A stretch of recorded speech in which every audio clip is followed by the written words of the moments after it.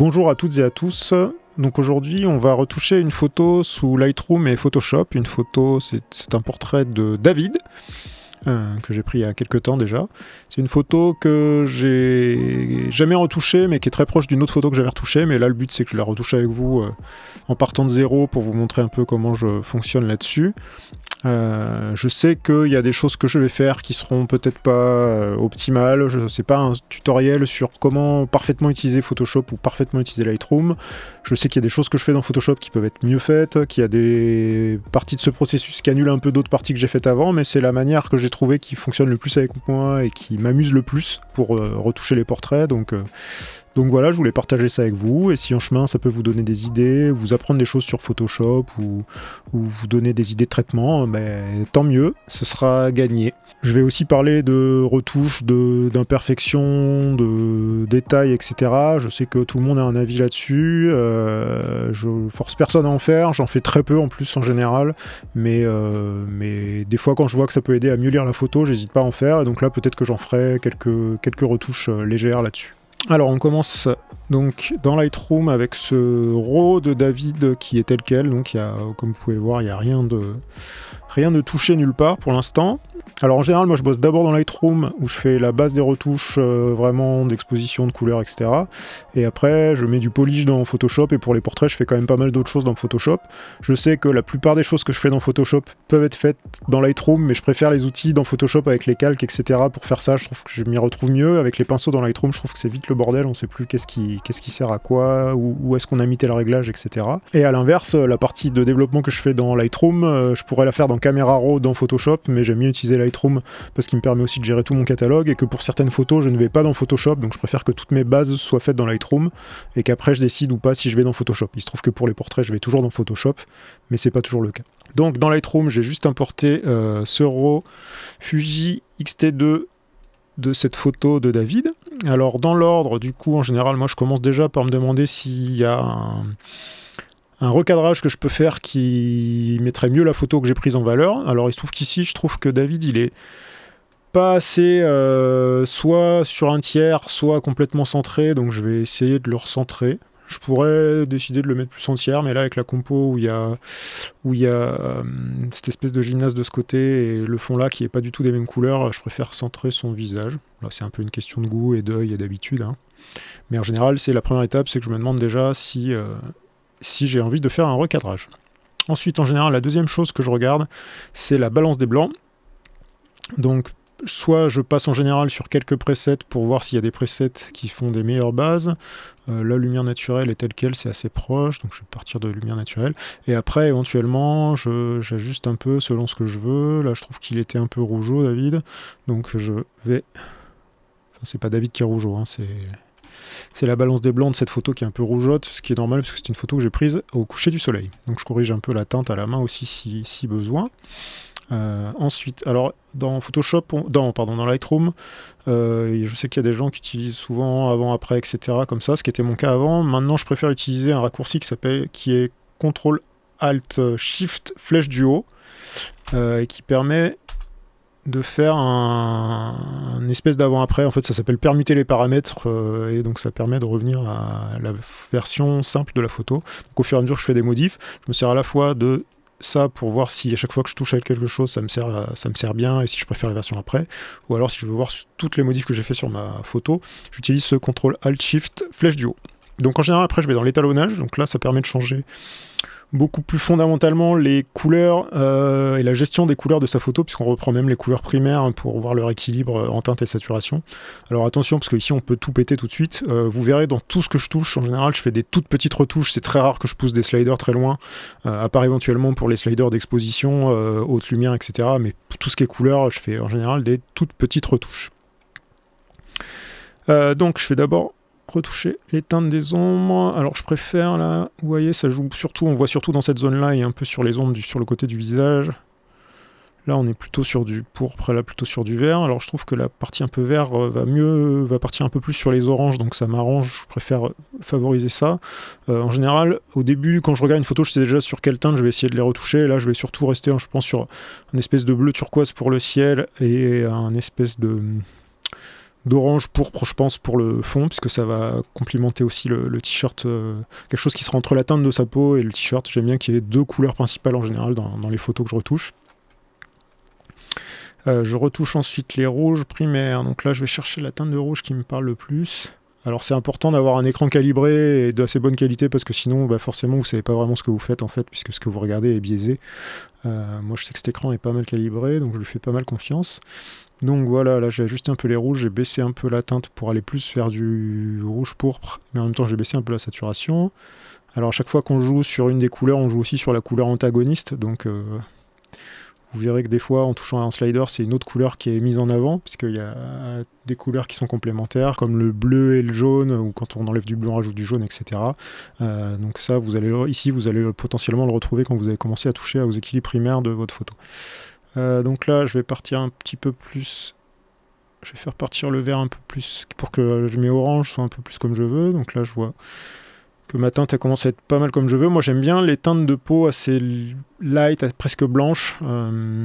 J'aime bien les photos qui sont pas très saturées en fait. Donc je vais rarement pousser vers des choses très chaudes, mais ça peut être une volonté aussi. Il y a des photographes dont j'adore le boulot qui font exprès d'aller vers des teintes beaucoup plus chaudes, et c'est une des manières ici de complètement déjà faire prendre un virage complet à la photo. Et ici mes bleus, je vais les vouloir par là à peu près. Voilà, donc là je peux regarder ce que j'ai fait juste avec cette étape-là. Vous voyez que j'ai déjà changé, surtout la couleur des ombres là, qui ont pris cette teinte un peu plus verte jaune. Et j'ai un peu calmé les rouges du visage pour avoir une teinte de peau qui me paraît plus proche de la réalité. Quand j'ai fait ça, je reviens dans la partie de développement. Je gère alors mon expo. Moi j'aime bien les photos très, très lumineuses en général. Voilà. Alors ensuite, avant de toucher, en général avant d'affiner même l'expo, je vais d'abord toucher aux hautes lumières, ombre, blanc, noir, parce que ça va jouer beaucoup sur le ressenti d'exposition qu'on va avoir sur la photo. Donc là je touche à tout ça pour avoir un peu ce qui m'intéresse. Alors là pour les ombres et le noir, j'ai 2 choix sur cette photo, parce que David ressort beaucoup du fond parce qu'il est dans la lumière du soleil et ici et pas le fond, donc on a déjà un gros contraste, donc je peux décider soit d'amplifier ce contraste encore plus pour qu'il ressorte plus, soit de remonter un peu les ombres. Moi c'est ce que je vais faire parce que je sais que plus tard je vais faire un espèce de vignettage sous Photoshop, donc je préfère partir de quelque chose de pas trop contrasté, sinon je finis avec des noirs qui sont complètement bouchés. Donc je rehausse un peu les ombres. Les blancs, c'est une bonne manière de retrouver un peu de la lumière. Alors après, il faut faire attention à ce que ça crame pas certaines parties du visage, ou que ça fasse pas des contrastes locaux sur le visage qui sont un peu fous. Vous voyez par exemple cette zone qui est très lumineuse, cette zone qui est moins lumineuse à côté. J'ai pas envie de trop pousser ce contraste-là, quitte plus tard à faire des retouches un peu différentes. Alors en général, je fais mon exposition... Là, quand je bosse là-dessus, je fais mon exposition pour mon sujet. Donc là, mon sujet, c'est David, c'est lui le sujet de la photo, donc je vais faire en sorte que l'exposition de son visage et les couleurs de son visage soient comme je veux. Le reste, je pourrais le retoucher plus facilement plus tard. C'est vraiment son visage qui est la première chose que j'analyse ici. Il n'y a rien d'autre. Contraste, du coup, je vais le baisser un peu, j'en veux pas trop. Quand on monte trop les contrastes, il faut pas hésiter après à toucher à la vibrance et à la saturation, dont je vais parler très rapidement, parce que vous voyez que ça influence beaucoup le traitement des couleurs. Donc moi je veux rester sur un truc un peu décontrasté. Texture, clarté, j'y touche pas du tout en général sur les portraits, en tout cas des fois un peu sur les paysages, mais sur les portraits, j'aime pas quand c'est trop, ça se voit que ça a été poussé. Je suis déjà sur des boîtiers là, avec ce X-T2 et mon Sony A7, je suis déjà sur des boîtiers qui sont très sharp. J'ai pas envie que ça fasse fake, j'ai pas envie qu'il y ait des plaintes de noir et de blanc sur ses sourcils, etc. Des fois, il y a des parties de la photo plus tard que je vais affiner, mais là, je veux pas forcément... Au général, je touche quasiment jamais à ça sur les portraits. Parfois sur les paysages ou les photos de rue, très en noir et blanc, très contrastées, mais sur les portraits, je touche jamais. De même que la netteté, j'ai tendance à la baisser. Là, par défaut, elle était à 40, je l'ai mise à 25 parce que j'aime pas sur les portraits, je trouve que c'est pas intéressant d'avoir trop de netteté. On est déjà sur un sujet qui est très proche de la caméra, on n'a pas besoin de pousser la netteté plus que ça. Correction du voile, par contre, je m'en sers assez souvent. La correction du voile, c'est un peu une espèce de contraste intelligent, en fait, parce qu'à la base, c'est fait pour quand vous faites un paysage, s'il y a une espèce de voile au fond qui est gênant entre différentes couches de votre paysage, ça vous permet de le rattraper. Mais en fait, moi, je m'en sers pour... tout type de photo, si justement ça permet de changer les ratios entre les tons clairs et les tons foncés d'une manière plus subtile et un peu différente de juste le contraste. Donc je dis toujours par principe, pour voir ce qui se passe. Et Là, toujours, ma base, c'est le visage. Et là, je trouve que c'est un peu plus dramatique avec ce léger plus 5. Pardon, excusez-moi. Par contre, comme le contraste, ça peut toucher un peu au rendu de couleur, donc faut pas hésiter s'il y a quelque chose qui vous choque, soit utiliser la saturation, donc la saturation ça va augmenter ou baisser la saturation de toutes les couleurs de manière à peu près homogène, alors que la vibrance c'est un peu plus intelligent, ça va rehausser les couleurs, alors je sais jamais comment ça marche, je veux pas vous dire de bêtises, mais je crois que ça rehausse les couleurs les moins présentes et que ça va au contraire tamiser, si on va dans les négatifs, les couleurs les plus présentes pour les égaliser avec les autres en fait. Donc moi j'ai tendance à beaucoup bosser avec la vibrance sur les portraits. J'aime bien quand c'est pas très saturé, voilà, vous voyez, je l'ai pas mal baissé là quand même, je suis à -7, mais c'était pour contrebalancer un peu cet effet de la correction de voile. Une fois que j'ai fait ça, courbe des tonalités dans Lightroom, j'y touche assez peu, ça m'arrive de... Enfin, j'y touche quasiment tout le temps dans Photoshop, mais pas dans Lightroom. En plus, je trouve Lightroom moins pratique dans Lightroom, mais en général, c'est quelque chose que je fais à la fin de mon travail, donc c'est plutôt quelque chose que je fais dans Photoshop. Par contre, les teintes, saturation et luminance, j'y touche quasiment tout le temps, surtout pour les paysages, mais même pour les portraits, parce que ça permet déjà d'égaliser des différences de teintes qu'il peut y avoir entre des rouges et des oranges, des jaunes, et qui sont pas voulus, qui sont juste liés au traitement, qui sont liés à la lumière, et ça permet déjà je trouve, d'uniformiser pas mal les couleurs, et pour certaines couleurs, comme le bleu du ciel, etc., de les emmener déjà vers des teintes qui sont un peu plus ce qu'on recherche. Donc les teintes, je vais surtout chercher les teintes bien sûr qui sont très présentes dans la photo, je vais pas chercher une couleur, jouer avec des potards d'une couleur qui n'est pas sur la photo, mais là il y a pas mal de couleurs différentes, donc je vais regarder mes rouges, regarder ce qui se passe, notamment au niveau des lèvres de David et du t-shirt. Alors ça me va bien que les lèvres soient un peu plus dans la palette et le t-shirt aussi, donc je les pousse un peu vers les rouges plus foncés, presque pourpre. Les jaunes par contre, vous voyez, ça joue sur vraiment toute cette partie du visage, donc c'est vraiment important que je les mette là où je veux, donc que ça fasse pas trop jaunisse et en même temps pas trop rougeau. Plus 8, là je trouve ça pas mal. Et les jaunes, pareil, je vais essayer de les caler pour qu'ils soient cohérents avec ces oranges là. Les verts, alors moi je vais les pousser sur cette photo en particulier plutôt vers le jaune, parce que j'ai déjà du jaune là, et ça va complémenter un peu le visage de David, et je trouve que cette zone là, cette bande là aussi, je la préfère un peu plus vers les jaunes que vers le vert. J'aime pas avoir trop de couleurs dominantes dans une photo. Alors, les bleus, verts, je vais les tirer un tout petit peu au turquoise, je préfère. Les bleus aussi, légèrement. Et pourpre et magenta, des fois, j'en vois des gros effets, mais là, j'ai pas l'impression sur cette photo en particulier qu'il soit très présent. Ok. Alors, maintenant, je reprends tout ça, mais avec la saturation. Donc, le rouge, je l'aime bien un peu saturé.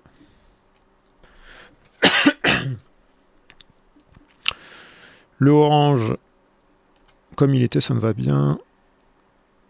Le jaune, je l'aime bien un peu désaturé comme ça, légèrement. Le vert un peu plus saturé pour qu'il tire encore plus vers ces jaunes là. Et le bleu pas trop saturé, voilà. Et donc la luminance, c'est un peu le niveau de luminosité, c'est pas tout à fait pareil. J'y retouche aussi souvent pour avoir quelque chose comme je veux. Donc là, les rouges, les oranges. Ouais, là, comme toute cette partie du visage, je peux la rehausser, juste celle qui est liée à cette couleur-là, et donc vraiment sa peau, par rapport à tout le reste, je peux vraiment la rendre beaucoup plus lumineuse. Je vais la rehausser un peu d'ailleurs, comme ça il sortira encore mieux. Et là, les jaunes, je vois que c'est plus les blancs en fait du visage. Quand je parle des blancs, je parle en termes d'exposition. J'ai pas envie de trop les monter parce que ça amplifie des reliefs entre les parties du visage qui sont pas, je trouve, pas très intéressantes sur cette photo, mais des fois je vais au contraire vouloir les amplifier pour avoir des côtés un peu plus dramatiques. Les verts, hop, on va les laisser par là. Et le ciel, les bleus, j'ai envie qu'il soit quand même un peu lumineux, mais parce que comme je vous disais tout à l'heure, en plus je vais un peu le rattraper derrière. Bon, pour magenta, on a déjà vu tout à l'heure qu'ils n'étaient pas très visibles sur cette photo. Ensuite, en général, je fais un petit virage partiel. Alors le virage partiel, comment je m'en sers? Donc le virage partiel, ça sert à donner une couleur différente aux hautes lumières et aux ombres. Et donc par contre, je m'en sers toujours comme pour presque tout avec parcimonie. Donc je mets une saturation assez légère comme 5. Et ensuite, je chasse dans la barre de couleurs pour voir ce qui se passe. Et je m'arrête là où ça m'intéresse. Donc là, je trouve que les lumières, elles sont pas mal vers le bleu comme ça. Et les ombres... je vais les tirer un peu plus vers le jaune-orange. Et donc après, je peux jouer sur l'équilibre entre les deux. Et là, je préfère quand même que ce soit plus les bleus qui ressortent. Donc comme pour chaque fois que je touche à quelque chose, je peux regarder si j'enlève ce virage, qu'est-ce qui se passe. Vous voyez que c'est très subtil les retouches que je fais là pour l'instant. Ouais, ça me va. C'est assez léger, mais ça me va. Et donc quand je suis là, en général, je m'arrête là pour la partie Lightroom. Donc après, je peux lancer l'édition sous Photoshop. Donc soit, là, je peux faire clic droit, modifier dans Adobe Photoshop 2020. Soit je peux utiliser le raccourci CTRL-E. Alors pour Photoshop, si je vais dans les préférences, je ne sais pas si vous le saviez, mais la plupart des RAW sont, moi je shoot toujours en RAW, et la plupart des RAW sont en 300 ppp. Par défaut ici on est à 240 ppp dans le fichier qu'on va passer à Photoshop. Donc je ne sais pas si ça change grand chose en vrai, mais j'aime bien repasser en 300 ppp. Et donc une fois que j'ai fait ça, j'envoie sous Photoshop. Donc CTRL-E, hop. Donc une fois que Photoshop a fini d'ouvrir le RAW, en général il ouvre ce dialogue, enfin en général tout le temps. Donc il demande s'il faut utiliser le profil incorporé ou supprimer le profil incorporé au RAW. Donc il faut toujours, moi je mets toujours préféré, si vous le mettez pas, ça va très mal se passer au niveau de la gestion des couleurs. J'ai pas trouvé comment en faire qui propose pas ça à chaque fois, par contre. Donc voilà, j'ai ma photo de David, avec Alt Molette, je peux zoomer, dézoomer dedans. Donc en général, je commence par faire les retouches locales liées aux imperfections, aux choses que je veux gommer, à ce qu'il y a des textures, des choses à cacher dans le décor, etc. Et après, je construis mon traitement des couleurs par-dessus. Donc, je rajoute des calques, comme ça me permet de bosser en non destructif. Donc là, je rajoute un calque avec ce bouton, ça me rajoute un calque transparent. Et donc, ce que je vais faire, c'est que je vais, pour l'exemple, bon là, c'est pas très gênant qu'il y ait ce cheveu, mais des fois, les cheveux sont un peu en bordel et ça peut gêner à la lisibilité de la photo, donc j'aime bien corriger ça. Donc là, je vais prendre un tampon de duplication. Alors, le tampon de duplication, comment ça marche? Je choisis une zone dont je veux me servir comme source de ma duplication. Donc là, je vais me mettre ici, puisque c'est à peu près les mêmes couleurs que l'endroit où je veux gommer ce cheveu. Donc avec Alt et clic, je choisis la zone source. Pour choisir la taille, je fais Alt, clic droit de la souris, et gauche et droite pour choisir la taille de ma zone que je vais gommer, entre guillemets. Et donc, une fois que c'est fait, je mets où je veux, je clique, et hop, je recopie la partie qui est sous la croix blanche, là où j'avais mon curseur. Hop, donc là c'est fait. Et comme je suis sur un calque à part, je peux décider de voir l'avant-après assez facilement ici en cliquant sur cet œil. Voilà. Donc ça c'est bon. Ensuite si j'ai... Alors je vais nommer mes calques, sinon ça va vite être le bazar. Donc là je vais mettre cheveux. Si j'ai des petites imperfections de peau que je veux gommer, je vais me créer un autre calque de la même manière. Et donc là, je vais plutôt utiliser le correcteur, donc le pansement. La différence entre les deux, c'est que la duplication, si vous en servez, il va aussi dupliquer les couleurs, alors que le correcteur, il va plus se baser sur la texture pour faire les corrections. Donc pour la peau, le visage, c'est un peu plus adapté. Donc ce que je vais faire, là, il n'y a pas grand chose, je ne serais pas obligé de le faire, mais si sur des photos, la personne avait un petit bouton qui n'est pas habituel, qui ne fait pas partie de sa, entre guillemets, de sa personnalité, de son faciès, etc., je vais gommer les imperfections si on me le demande. Si on me demande de ne pas le faire, je ne le ferai pas. Donc, mais juste pour vous montrer comment je ferais. Du coup, là, pareil, comme pour le tampon de duplication, je vais cliquer Alt, clic gauche ici pour dire que c'est ma source. Je vais essayer de faire un rond qui fait pile un tout petit peu plus que la taille de ce que je veux remplacer. Et hop, je clique et vous voyez, c'est assez transparent. Donc je vais faire ça quelques fois pour des petits boutons. Hop. Là, je vais pas le faire à l'infini parce que déjà la photo le nécessite pas, mais vous pouvez passer un peu de temps à faire ça. Désolé David, si tu regardes, je chasse tes petits boutons. Voilà, bref, bon, vous avez compris le principe. À l'inverse, là, j'ai un petit endroit du nez qui est un peu trop lumineux, donc je pourrais le faire de plein de manières. Là, exceptionnellement, je vais utiliser aussi le pansement pour gommer ça. Regardons si ça se voit de loin. Non, ça se voit pas.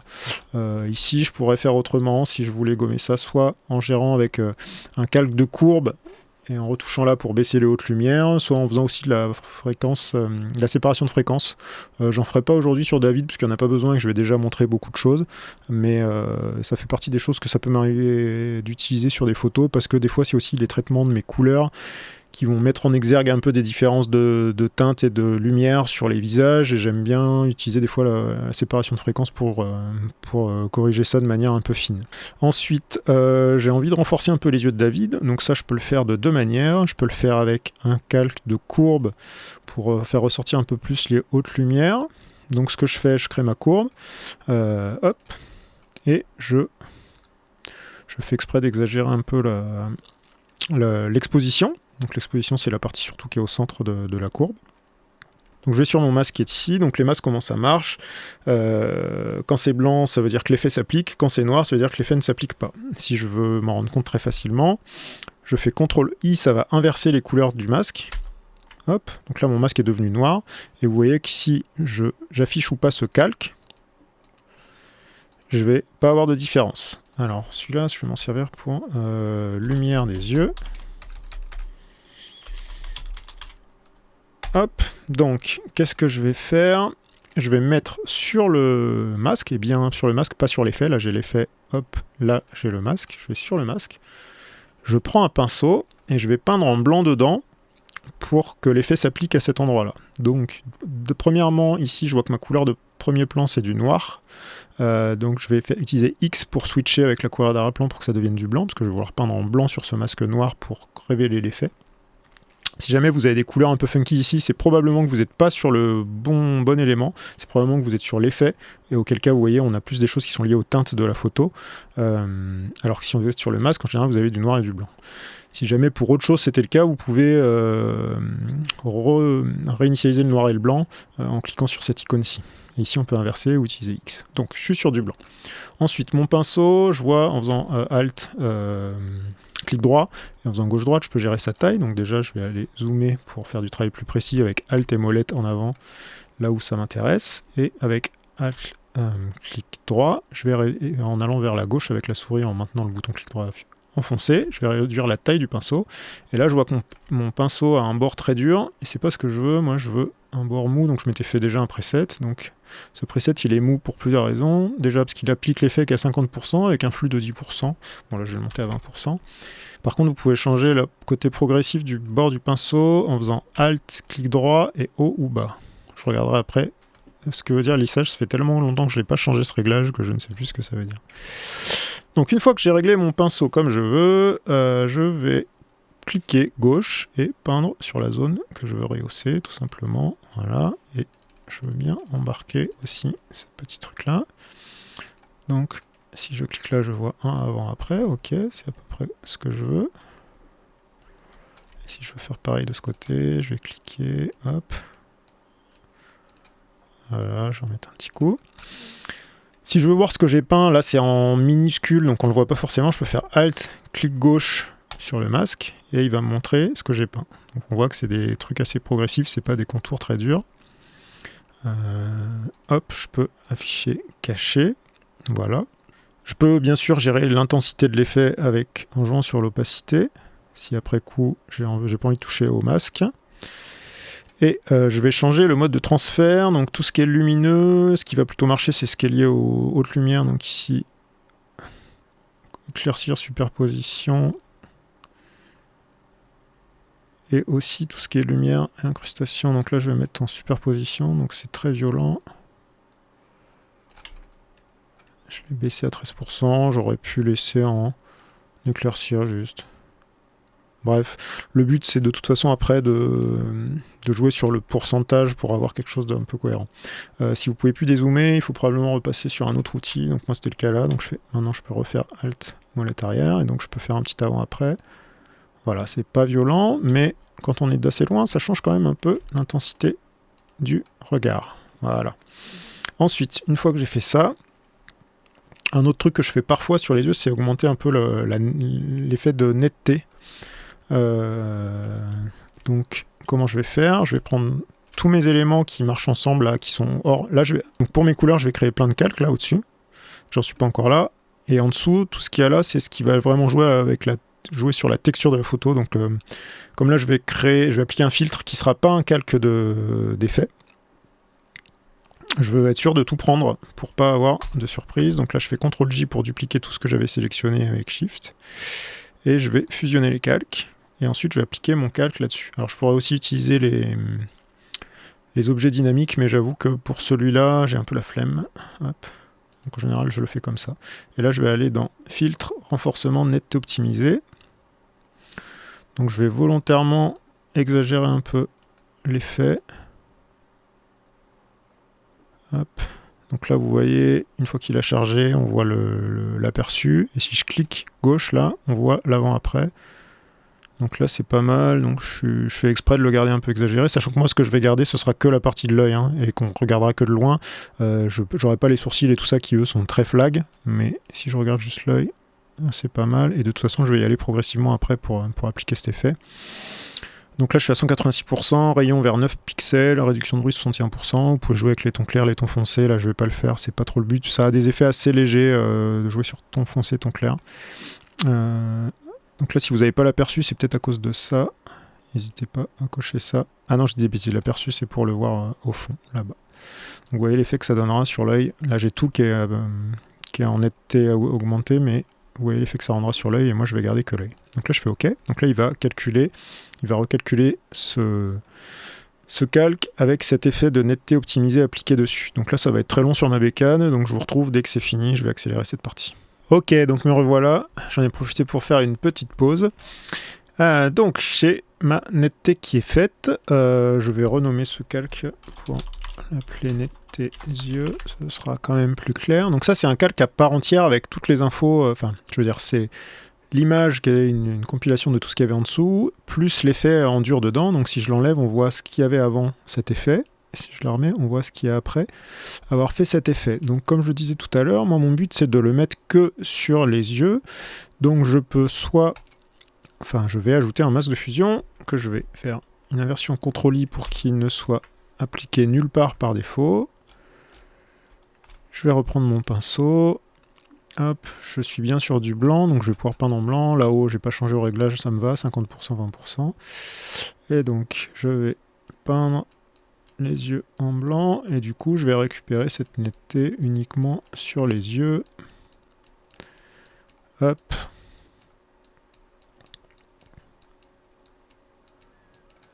Voilà, alors je peux regarder si mon masque a été...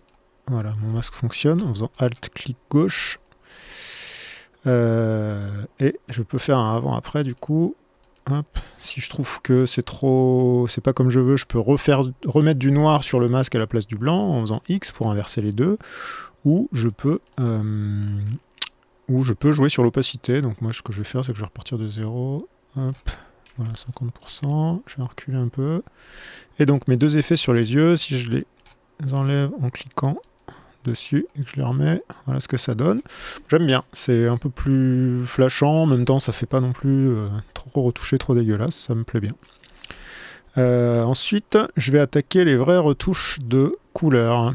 Ok, donc là j'ai fait tout ce qui était traitements locaux, d'imperfection, de cheveux, de fond, etc. Il n'y en avait pas là, mais j'aurais pu, si je l'aurais fait ici, si j'avais eu à enlever des choses du fond.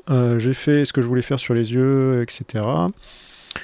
Donc je vais attaquer les traitements de couleurs. Alors moi je commence toujours, là il y a sûrement plein de puristes qui vont hurler au scandale, je commence toujours par une correspondance de couleurs. Donc les correspondances de couleurs, c'est une table de translation, ça s'appelle Lookup Table en anglais, ça vient du monde de la vidéo en fait à la base, et ça sert à directement appliquer un effet en changeant chaque couleur par une autre, etc.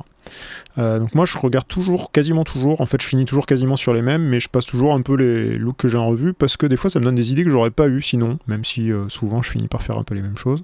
Donc là une fois que j'ai choisi le premier de ma liste de fichiers 3D Alert là, avec flèche du bas, je peux les faire défiler, hop.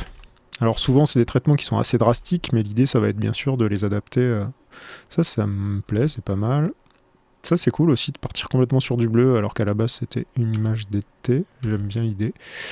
Là je peux me servir de ça pour avoir des couleurs un peu plus marquées.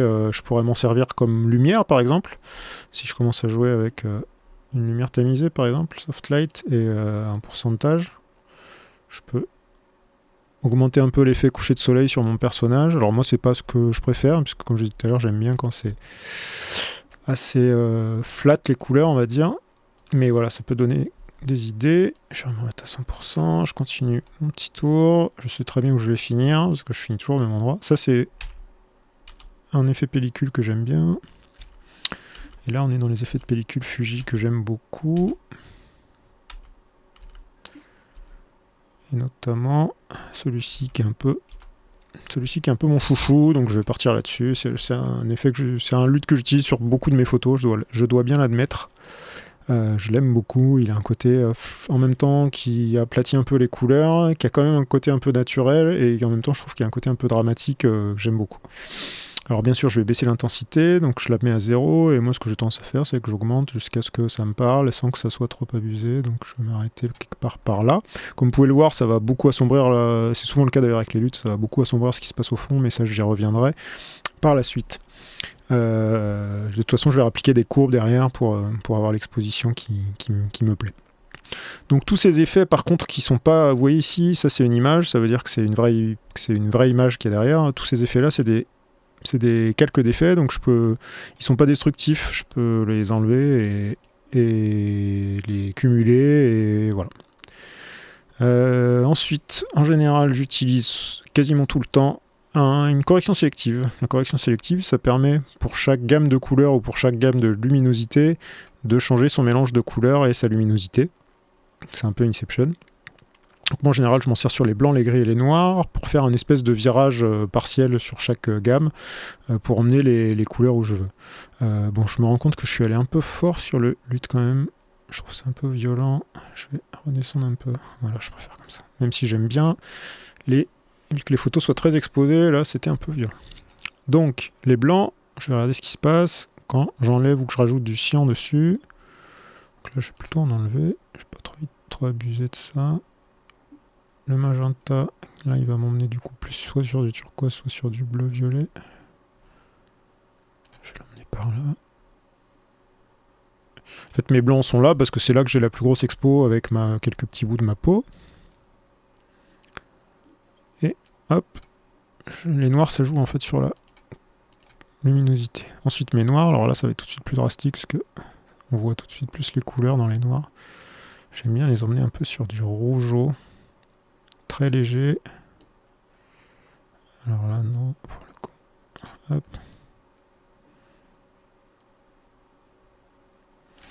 Hop. Et la luminosité de mes noirs.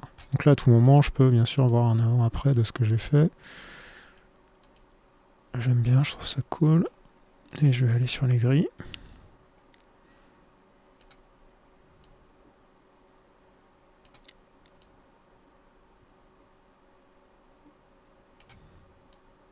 Vous voyez, je fais pas des modifs énormes. Hein. C'est vraiment beaucoup des petits atours. Mais vous voyez, sur cet effet déjà, ça change pas mal le feeling, notamment de toute la zone d'ombre et de la zone de lumière. J'aime bien. Je vais garder ça comme ça. Ensuite, alors parfois, pour jouer un peu sur la luminosité de chaque couleur, j'utilise un filtre noir et blanc que je mets en teinte à 8%. C'est très précis, mais j'ai fait plusieurs fois les tests au pif et je suis toujours tombé là-dessus. Et ensuite, pour chaque couleur, en fait, ça revient un peu à rejouer sur sa luminosité. Donc là, ça reprend des choses que j'ai déjà fait dans Lightroom, hein, on est d'accord, mais le fait de les faire à d'autres étapes et avec une autre interface, ça me parle aussi. J'aime bien. Bon, c'est très léger ça, je vais même pas le garder, je pense. Ouais. Bon, je vais le laisser, mais je pourrais m'en passer, ça fera pas une grande diff dans l'image finale. Qu'est-ce que j'utilise en général ? Alors parfois j'utilise des courbes de transfert de dégradé, notamment c'est pratique pour changer les couleurs d'une zone. Par exemple, si David était une femme, je pourrais changer un peu la couleur de son rouge à lèvres de manière un peu plus clean qu'en changeant la teinte comme ça. Moi, j'en parlerai dans une autre vidéo. Bref, là ça m'intéresse pas trop.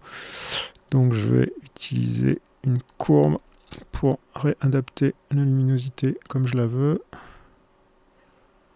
Donc, comme je disais tout à l'heure, moi j'aime bien quand c'est vraiment très clair quand même. Je vais laisser ça comme ça. Par contre, je vais rehausser un peu mes ombres. Hop, alors. Avant, après, bon c'est très light. Et là je vais remettre une courbe, mais cette fois, je vais m'en servir de vignette. Mais ce que j'adore avec cet effet que je vais utiliser, c'est que c'est beaucoup plus subtil que la vignette qu'on peut faire dans Lightroom. Et ça, pour moi, il n'y a pas trop d'autres manières simples de faire ça proprement dans Lightroom. Alors, je commence par baisser fortement l'exposition. Ensuite, je vais sur la partie vignette. Pardon, sur la partie masque. Je vais prendre mon pinceau, je vais passer en noir parce que là je vais aller dessiner la partie sur laquelle l'effet ne sera pas appliqué, ce qui sera le centre de mon image, et c'est là où la baisse d'exposition que j'ai mis avec les courbes ne sera pas appliquée. Et je veux cette fois absolument un pinceau très dur. Vous allez voir, il n'a pas de bord arrondi. Donc là, je clique sur David. Je ne suis pas obligé de faire parfaitement la forme que je veux là, puisque je vais l'adapter après. Ensuite, je fais CTRL-T. Ça me permet d'avoir cet outil de sélection de ma forme. Et avec Shift, je vais pouvoir faire des modifs qui ne sont pas proportionnels. Si j'enlève Shift, là, hop, vous voyez, tout est proportionnel. Avec Shift, je peux faire des modifs qui ne respectent pas la forme initiale. Donc moi, mon but, c'est que cette zone-là en particulier qui soit lumineuse. Je peux faire même une petite rotation. Quand j'ai fini, j'appuie sur Entrée du clavier numérique. Et là, ici, je vais aller sur le contour progressif et je vais choisir une valeur où on voit plus le contour, mais qui commence pas trop à... Si vous voyez, si on va trop loin, ça change vraiment l'exposition du visage lui-même. C'est pas ce que je veux. Je veux chercher cette zone où on voit plus le contour autour, mais où ça influe pas trop sur l'exposition du visage. Voilà. Et là, je vais double-cliquer sur cette zone-là du calque. Ça m'ouvre cette fenêtre de style de calque. Et donc là, ça me dit à quel point cet effet va jouer sur les noirs et les blancs de tout ce qui se passe en dessous. Et là, je vais lui demander de me conserver les blancs sur une zone progressive qui va jusque là. Donc ça me permet d'appliquer quand même un effet très violent, mais en conservant quand même mes blancs. Vous voyez, quand je fais avant-après, cette zone-là, elle est quasiment pas impactée, alors que tout le reste est très fortement impacté. Alors là, évidemment, c'est très violent ce que j'ai fait sur cet effet de courbe. Donc je vais repartir de zéro en opacité et juste faire ce que je veux rajouter. Donc voilà, là je suis bien. Je peux me faire un avant-après général en cliquant Alt plus clic gauche sur l'œil là de ma base. Donc là je vois un avant-après de tout. Donc on voit que j'ai quand même tiré la palette beaucoup plus vers du rouge. Et j'ai simplifié un peu la quantité et le type de couleur présente. J'aime bien, c'est un peu drastique dans les ombres. Je vais peut-être remonter encore un peu mes ombres ici. Voilà, je préfère, c'est un peu moins bouché quand même. Ok. Ensuite, sur tous les effets de couleur, des fois, je fais un groupe. Donc là, je clique gauche, Shift. Je choisis tous les calques qui m'ont servi à modifier les couleurs. Et je vais faire un CTRL-G pour créer un groupe. Je peux appeler Colo. Et donc, je peux aussi jouer sur l'opacité de tout mon traitement. Tout mon traitement, sauf les retouches locales, parce que les retouches locales, je les veux telles quelles. Je ne veux pas baisser l'opacité de ma correction de cheveux, par exemple. Mais par contre, tout ce qui est couleur, au début, je faisais des traitements très violents sans trop m'en rendre compte. Et ça, c'était un moyen de revenir réajuster un peu plus comme je voulais. Donc, je peux repartir de zéro. Bon, là, je l'aime. Peut-être qu'un peu moins. Faire 80%, c'est pas mal. J'aime bien. Et ensuite, je fais souvent ça sur les portraits seulement. C'est quelque chose que je fais pas du tout sur les autres types de photos, mais j'aime bien mettre des dégradés légers un peu cachés. Ça va un grand secret. Pour renforcer encore ces palettes particulières que j'ai mis en avant dans mon traitement. Donc ici,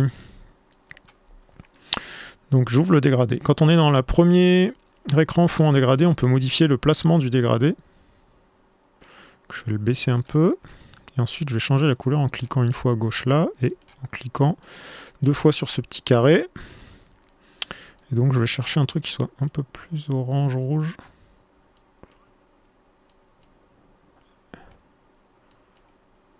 Ouais, j'aime bien. Et un peu plus lumineux. Ok, on peut regarder ce que ça donne. Ok. Ok, bien sûr, je ne vais pas laisser ça comme ça, hein, ce serait dégueulasse. Donc je vais jouer sur le type de transfert déjà. Donc plutôt aller chercher sur ce qui joue sur les hautes couleurs. J'aime bien en superposition. Et bien sûr, je vais baisser l'intensité. Donc là, vous remarquerez que ça vient un peu contrebalancer ma vignette, hein, ça rehausse un peu les ombres, mais j'aime bien le fait que ça rajoute légèrement cette petite teinte en plus, qui marche bien avec la peau et un peu avec le t-shirt. Et donc je vais en faire un deuxième, parce que j'aime bien le faire quand la photo s'y prête à plusieurs endroits. Alors des fois j'en fais des radiales quand c'est une source type soleil au fond et que je veux l'amplifier avec une couleur. Là je vais rester sur du linéaire, je vais en mettre une autre qui sera là. Donc comme je vous disais, quand on est dans cet écran là, si je vais dans cet écran là, je peux plus toucher à ça, hein. Mais quand je suis dans cet écran là, je peux cliquer gauche ici dans la photo pour venir adapter où sera mon dégradé. Et là, je vais aller chercher un bleu pas trop turquoise, mais un peu quand même, type ça. Ça, j'aime bien. C'est bien lumineux. Et sachant, encore une fois, que je vais changer probablement le type de transfert.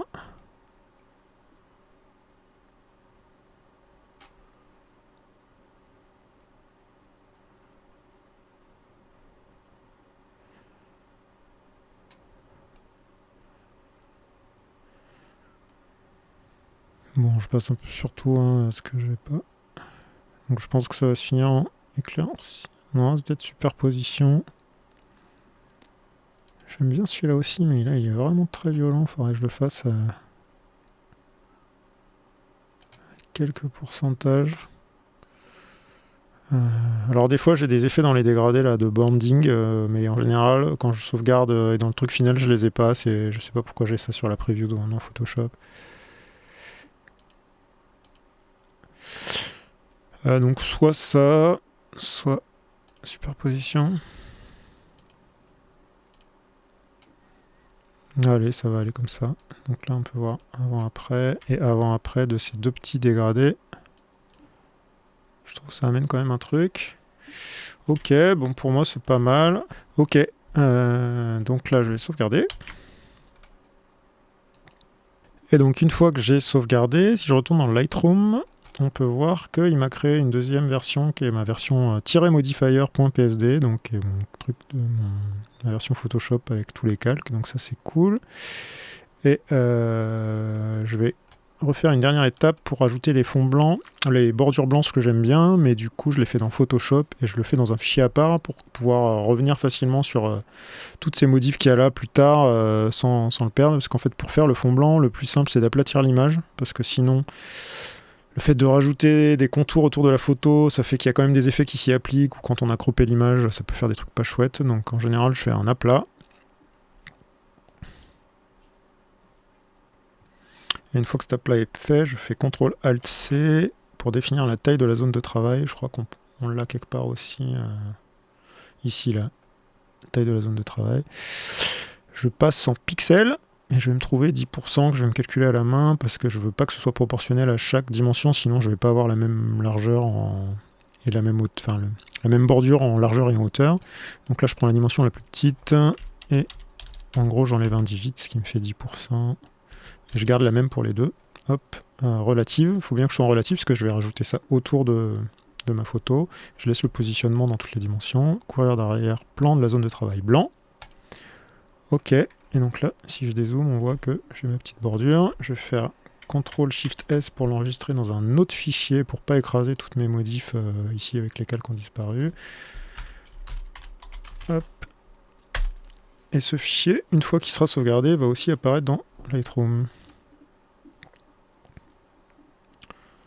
Voilà, j'ai les trois là, et donc quand je fais mes exports, j'utilise ça en fait, parce qu'en plus, quand on enregistre sous Photoshop, il fait un espèce de rendu, ce qui fait que les exports sont extrêmement plus rapides que quand on fait des modifs sous Lightroom, paradoxalement. Et donc là, hors histoire de bordure, on peut voir la différence entre les deux photos. Vous voyez que... Alors pour le temps que j'y ai passé, ça vous paraît peut-être pas fou, mais moi j'aime bien. Vraiment, je trouve que c'est ces différences de teintes qui font vraiment une diff. Si j'avais voulu faire un truc un peu plus long, ce que je fais souvent, c'est, comme je disais, c'est une séparation de fréquences. Là, j'aurais corrigé. Ou du dodge and burn pour rendre les contrastes du visage un peu plus durs, ou alors au contraire enlever, là il y a des zones un peu surexes par rapport au reste, j'aurais pu les gommer pour que les transitions entre les teintes du visage soient un peu plus clean. Enfin voilà, j'aurais pu faire plein d'autres choses, mais ça fait déjà une séance bien longue, je pense. Voilà, c'est tout pour aujourd'hui. J'espère que vous avez appris des choses, ou que c'était constructif ou instructif, que ça vous a plu avant tout. Dites-moi s'il y a d'autres choses dans Photoshop ou Lightroom que vous aimeriez apprendre, ou si ce tuto vous a plu, que vous en voudriez d'autres. Et dans tous les cas, si vous avez passé un bon moment, je vous invite à vous abonner, à me mettre un petit pouce et à aller faire un tour sur ma page Tipeee pour me soutenir. Merci beaucoup et à plus.